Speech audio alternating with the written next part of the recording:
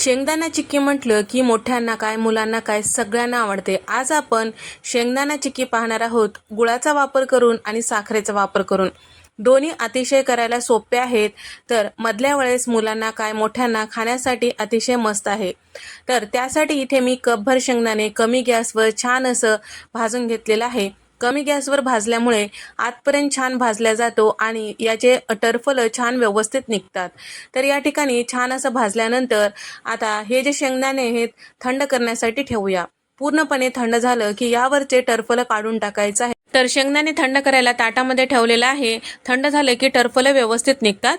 आता शेंगदाणे थंड होईपर्यंत एक थोडीशी पूर्वतयारी करून घेऊया। चॉपिंग बोर्डला किंवा एखाद्या लाकडी पोळपाटावर थोडंसं तूप टाकून पसरून घ्यायचं। यावर आपल्याला चिकी टाकून छान लाटून घ्यायचे। वडी आपण यावर लाटून घेतो त्यावेळेस चिटकत नाही आणि वडी सुद्धा अगदी अलगदपणे निघून येतो। त्यासाठी हे पूर्वतयारी करणं गरजेचं आहे।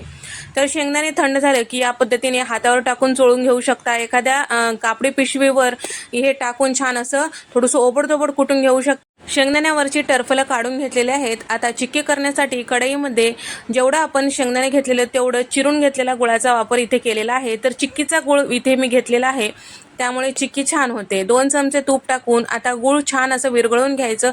गुळाच्या पाकाला थोडंसं दाटसरपण आलं की चेक करायचं। तर थोड्याशा पाण्यामध्ये हे गुळाचा पाक टाकून घेतलं की याची छान गोळी बनत आहे, पण कडक स्वरूपात अशी तयार झालेली नाही। चिक्की म्हटलं की छान कडक असं असायला पाहिजे, तर त्यासाठी पाक छान परफेक्ट असणं गरजेचं आहे।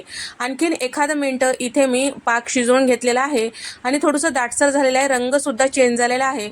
इथे मी गॅस बंद केलेला आहे। मला खात्री आहे की आपले हे जे पाक आहे व्यवस्थित झालेला आहे। तरी सुद्धा पाक चेक करते वेळेस गॅस बंद करायचा आहे, पुढे जाऊ नये म्हणून। पाक तयार झालेलं जे पाक आहे ते पाण्यामध्ये टाकून घेतलं की छान कटकन मोडत आहे आणि स्टीलच्या प्लेटमध्ये टाकून पाहिलं की कटकन असा आवाज येत आहे। आता तयार झालेल्या पाकामध्ये शेंगदाणे टाकून घ्यायचं, मिक्स करायचं। चॉपिंग बोर्डवर हे मिश्रण टाकून घ्यायचं आणि छान असं सुरुवातीला पसरून घ्यायचं। त्यानंतर थोडंसं थंड होऊ द्यायचं। त्यानंतर लाटण्याने छान लाटून घ्यायचं। लाटण्याने लाटते वेळेस सुद्धा लाटण्याला थोडंसं तूप लावणं गरजेचं आहे, नाहीतर चिटकून बसू शकते। तर सुरुवातीला याच पद्धतीने पैस करून घ्यायचं आहे आणि तुम्हाला कितपत पातळ असं आवडते त्यानुसार तुम्ही लाटून घेऊ शकता। हे थोडंसं चिक्की जाडच असते। तर या ठिकाणी छान असं पसरून घेतल्यानंतर लाटून घेतल्यानंतर थोडंसं कोमट गरम असते वेळेस आपल्याला कट करून घ्यायचं आहे। कोमट गरम असते वेळेस चिक्की छान व्यवस्थित कट होते, थंड झाले की होत नाही। आणि त्याचबरोबर कोमट गरम असते वेळेसच हे चिक्की जे आहे अलगद वेगळं करायचं। चॉपिंग बोर्डला लाकडी जरी असेल तरी सुद्धा चिटकून बसू शकतो। शक्यतो कोमट असते वेळेसच या पद्धतीने काढून घ्यायचं आणि पूर्णपणे थंड झालं की छान अशी ही चिक्की कडक स्वरूपात तयार होते। तर इथे आपली ही चिक्की तयार झालेली आहे। तर एक चिक्की तुम्हाला तोडून दाखवते, मस्त कडक स्वरूपाची ही चिक्की झालेली आहे। तर ही चिक्की पूर्णपणे थंड करायचं आणि जिपलॉक बॅगमध्ये टाकून गच्च झाकणाच्या डब्यामध्ये जर ठेवताल तर छान असा महिनाभर टिकून राहतो आणि छान कडक स्वरूपात राहते। तर इथे चिक्की तयार झालेली आहे। दुसऱ्या प्रकारची चिक्की तयार करण्यासाठी मी शेंगदाणे सुरुवातीला ज्या पद्धतीने भाजून घेतलेला आहे त्याच पद्धतीने इथे मी भाजून घेतलेला आहे, पण थोडंसं टरफल असलं तर काही हरकत नाही म्हणून थोडंसं टरफल ठेवलेले आहे शेंगदाण्याला। आणि मिक्सरला थोडंसं ओबडधोबड असं हे पीठ तयार करून घेतलेलं आहे। शेंगदाण्याचा कूट म्हणजेच तयार करून घेतलेला आहे। 1 कप साखर इथे मी मेल्ट करण्यासाठी कढईमध्ये टाकून घेतलेला आहे। साखर मेल्ट होईपर्यंत चॉपिंग बोर्डला परत तूप लावून घेतलेलं आहे आणि त्याचबरोबर लाटण्याला सुद्धा तूप लावून घेतलेलं आहे।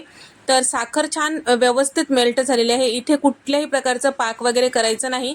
साखर आपल्याला मेल्ट झाली की यामध्ये आपल्याला 1 कप साखर घेतलेली होती, त्यासाठी मी इथे साधारण 1.5 कप इतकं शेंगदाण्याचं कूट टाकून घेतलेलं आहे।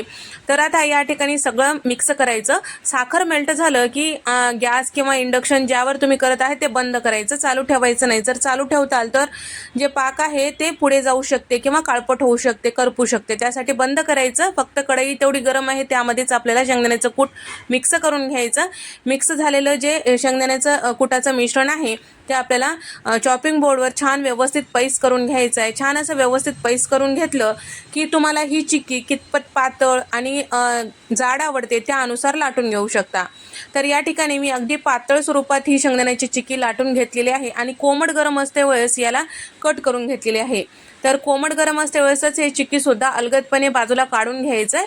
तर सुरुवातीला आपल्याला थोडंसं नरम वाटते, पण थोडंसं थंड झालं की मस्त कडक स्वरूपात ही चिक्की तयार होते. ही साखर टाकून केलेली शेंगदाणा चिक्की सुद्धा मुलांना काय मोठ्यांना सगळ्यांना आवडेल. तर ही चिक्की स्टोअर करते वेळेस जिपलॉक बॅगमध्ये टाकायचं आणि गच्च झाकणाच्या डब्यामध्ये ठेवलं की छान महिनाभर कडक राहते आणि छान टिकून राहते. नक्की ट्राय करून पहा. तुम्हाला कुठली चिक्की आवडली नक्की कमेंट करून सांगा. व्हिडिओ आवडल्यास व्हिडिओला लाईक करा, शेअर करा आणि सबस्क्राईब करायला मात्र विसरू नका. अशाच नवनवीन रेसिपीजमध्ये आपण भेट देऊया. तोपर्यंत नमस्कार, बाय.